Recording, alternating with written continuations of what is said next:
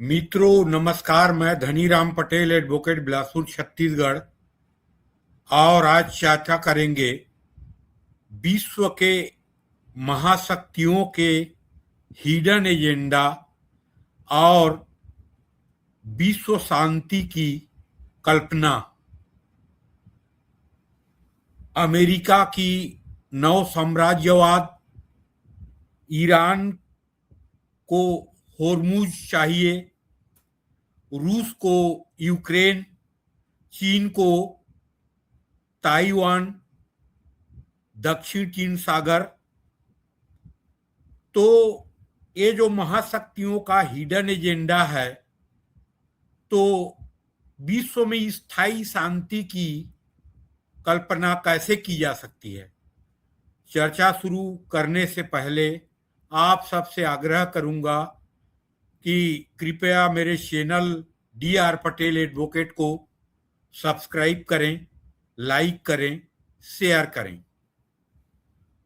अभी ये खासकर अमेरिका ईरान युद्ध के प्रसंग में ये जो विश्लेषण अपन कर रहे हैं,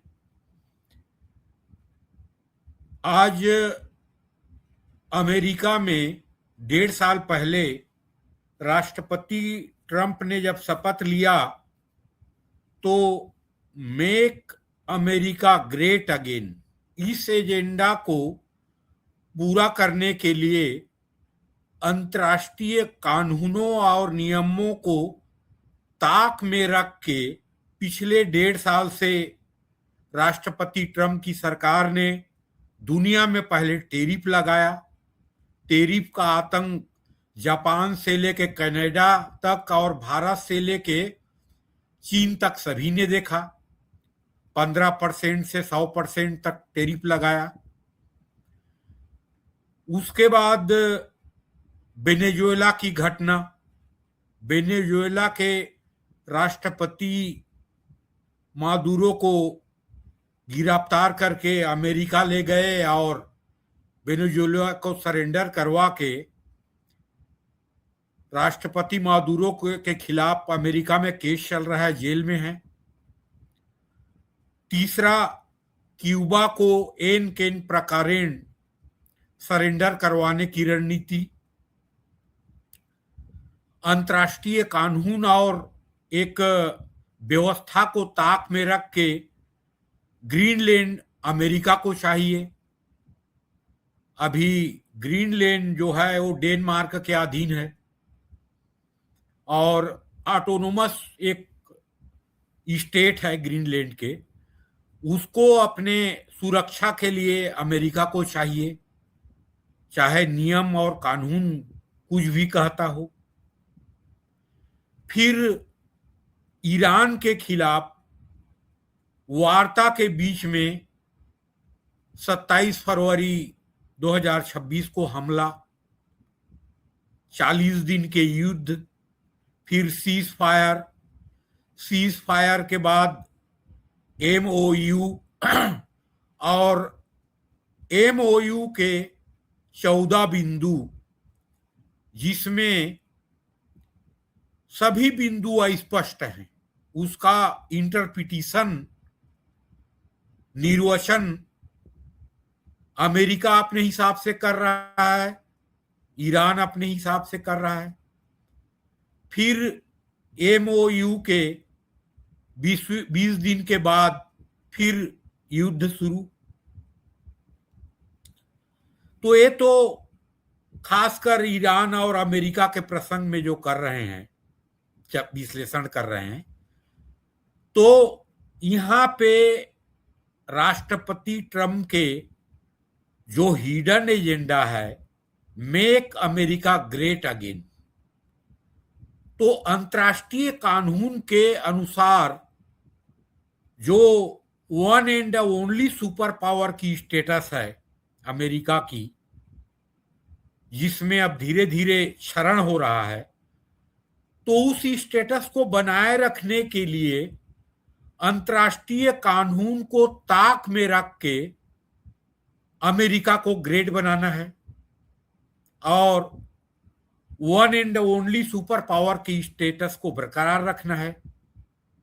दूसरा महत्वपूर्ण चीज, ट्रम्प के जो फैमिली बिजनेस है उसको आगे बढ़ाना है, चाहे क्रिप्टो करेंसी के माध्यम से हो, चाहे शेयर मार्केट में अप डाउन करवा के हो। अभी आपने देखा होगा अमेरिका के मीडिया ने कहा है, वहां के सोशल मीडिया में हो चाहे मेन मीडिया में हो, सभी ने कहा कि शेयर मार्केट में क्या खेल किया है ट्रम्प ने।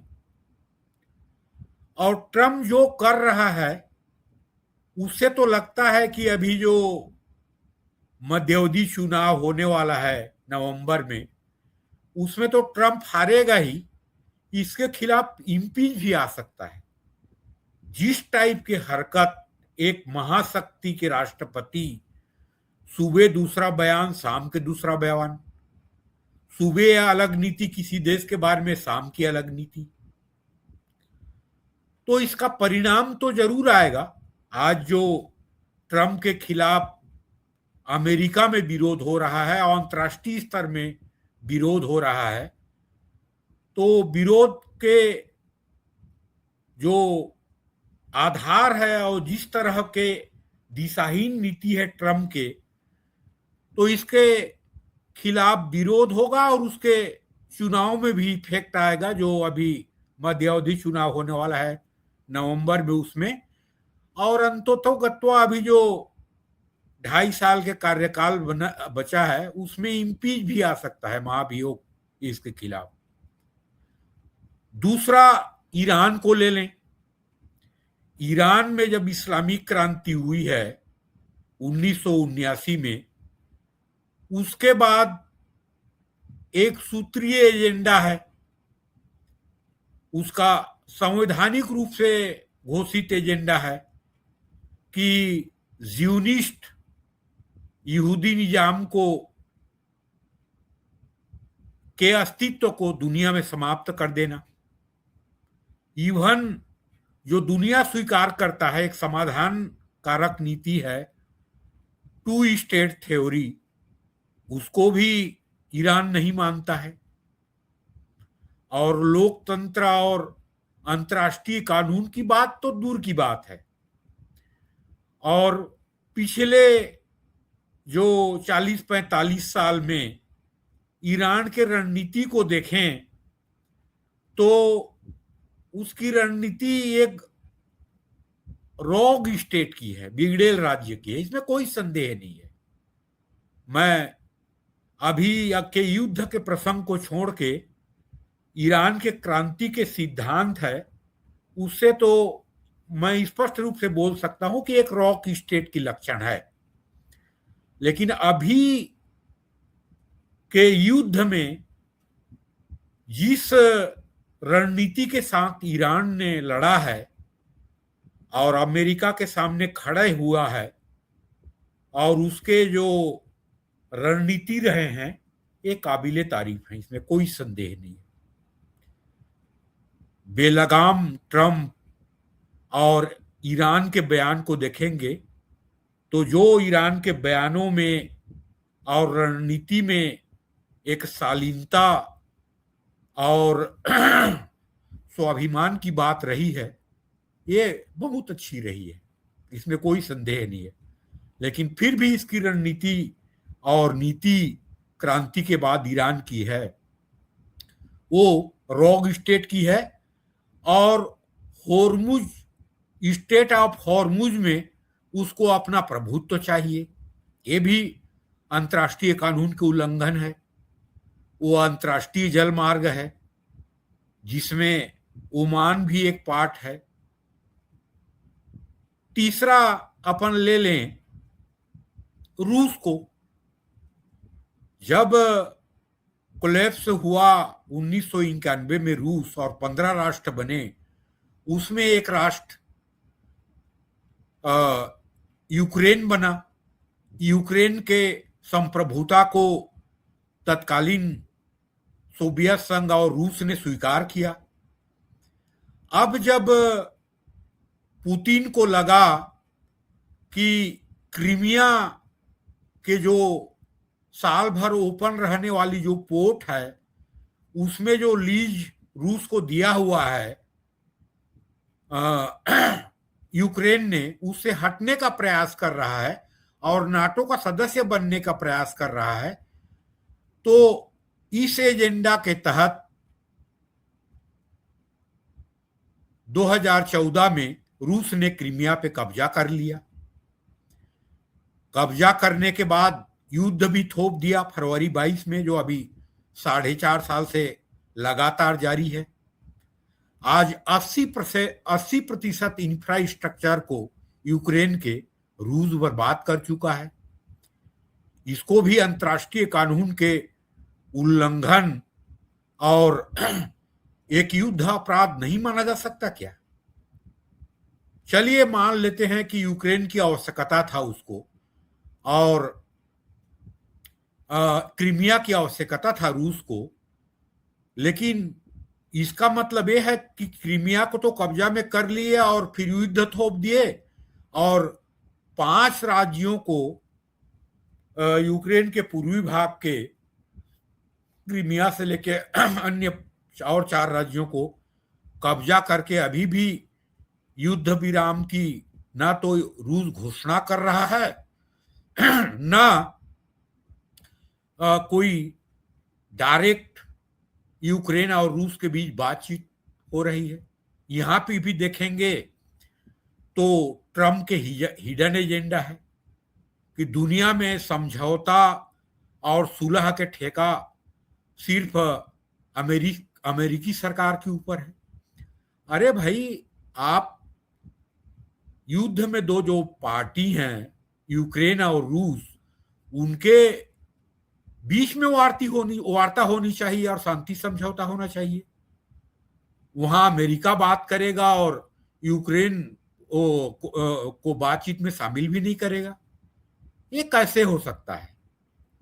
यही स्थिति ईरान के जो MOU हुआ है उसमें भी इजराइल कहीं भी नहीं है। युद्ध का मुख्य कारण इजराइल है। और चौथा जो महत्वपूर्ण शक्ति है, आज के दूसरे नंबर की शक्ति कहें उसको आर्थिक रूप से, चीन को देखिए। चीन जब 1949 में कम्युनिस्ट क्रांति हुआ और उस क्रांति के बाद चाहे सिंजियांग प्रांत हो, चाहे तिब्बत हो, चाहे इनर मंगोलिया हो, इनको कब्जा कर लिया। और जापान के पहले ताइवान चीन के अधीन में रहा 100-125 साल। तो कम्युनिस्ट क्रांति के बाद चीन ने वन चाइना पॉलिसी की नीति अपनाई। जो उससे संबंध रखेगा तो वन चाइना पॉलिसी के नीति को स्वीकार करेगा। वन चाइना पॉलिसी है क्या कि ताइवान को एक राज्य मानना, चीन के प्रभुत्व को स्वीकार करना ताइवान में। अमेरिका सोवियत संघ को काउंटर करने के लिए और अपने नेशनल एजेंडा के तहत 79-80 में वन चाइना पॉलिसी को स्वीकार कर लिया, जबकि प्रोटेक्शन दे रहा था ताइवान को। यहां देखिए अमेरिका की हिडन एजेंडा, सोवियत संघ को काउंटर करने के लिए और कम्युनिज्म को समाप्त करने के लिए, उसके प्रतिद्वंदी बनाने के लिए चीन और